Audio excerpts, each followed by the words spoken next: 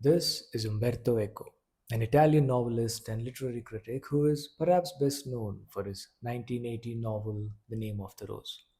Eco was a prolific writer with several novels, children's books, anthologies, and essay collections to his credit.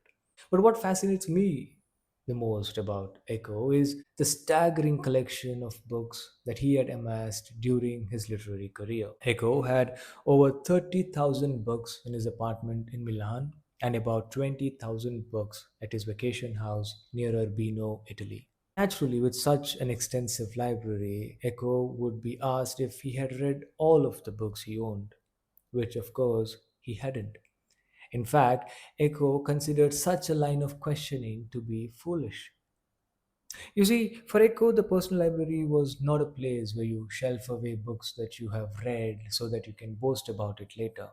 Rather, it was a tool, a tool that helped him expand his knowledge on topics that he was both interested in and ignorant about. The 50,000 books that Eco owned did not constitute a library, but rather an anti library.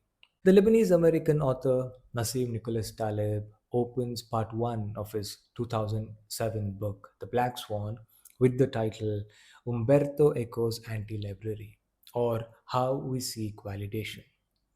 According to Taleb, the personal library was for Eco, quote, not an ego boosting appendage, but a research tool, end quote.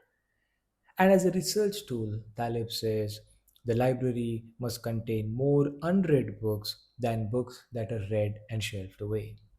Then such a collection of unread books is what Taleb refers to as an anti-library. The goal of an anti-library is to build a curated collection of resources on topics that one is fascinated by. It is a reservoir of knowledge that keeps growing as your interests grow.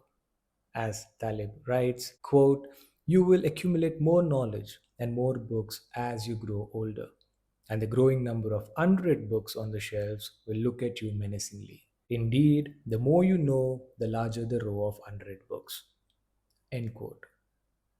And to think that you have to read all the books you buy from cover to cover is, quote, like saying that you use all the cutlery or glasses or screwdrivers or drill bits you bought before buying new ones, end quote. Now, my own journey as a reader has resulted in a collection of a couple of hundred books, quite a few of which are unread. These books relate to topics that I am passionate about. Topics such as philosophy, theory, language, writing, sciences, social sciences, etc. Now, these unread books on my shelf have been carefully curated.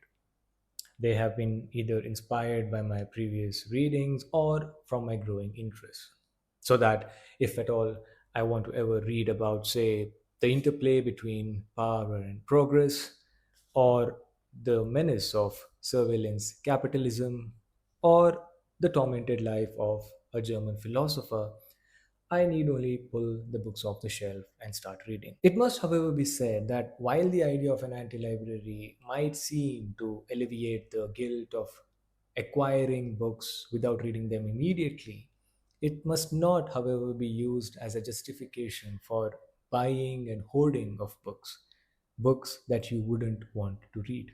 Building an anti library is not about having a shelf overflowing with random books. It is rather a process of building a personal repository of knowledge that is powered by curation. It is a mindful approach to buying books that cater to one's intellectual interests. An anti library reminds you of all that there is to be known, while at the same time offering you the resources to fill the gaps in your knowledge. It is your intellectual ally, your thought partner on your learning journey. So, if you wish to build an anti library of your own, one of the ways is to start by identifying your core interests and the areas where you want to expand your knowledge. And once you have identified your interest, buy books that deal with that topic you're interested in. And once you've read a book, refer to the recommended reading section of that book for more books that deal with that topic or that expand on that topic that you're interested in. And slowly and steadily, you will find that your interests have grown, and with it, so have the number of unread books on your shelf. That's it for now. I will see you in the next one. Until then, keep reading and stay curious.